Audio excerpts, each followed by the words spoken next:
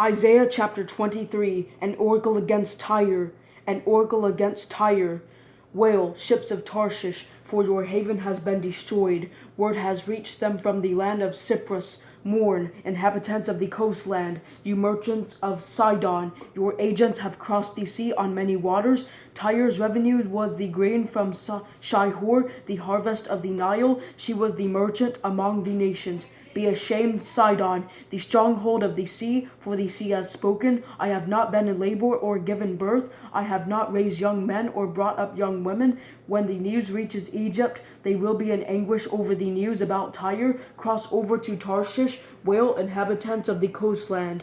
Is this your jubilant city, whose origin was in ancient times, whose feet have taken her to settle far away, who planned this against Tyre, the best ower of crowns, whose traders are princes, whose merchants are the honored ones of the earth?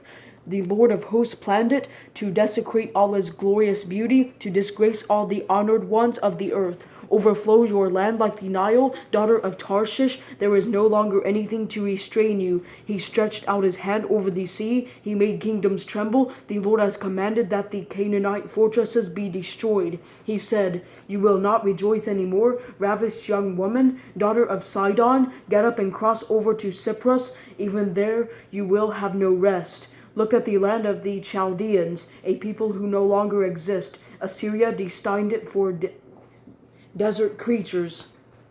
They set up their siege towers and stripped it palaces.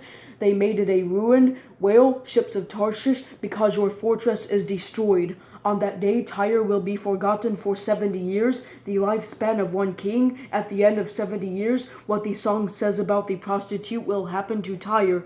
Pick up your lyre, stroll through the city, prostitute forgotten by men, play skillfully, sing many a song, and you will be thought of again. And at the end of the 70 years, the Lord will restore Tyre, and she will go back into business, prostituting herself with all the kingdoms of the world on the face of the earth. But her profits and wages will be dedicated to the Lord. They will not be stored or saved, for her profit will go to those who live in the Lord's presence, to provide them with ample food and sacred clothing.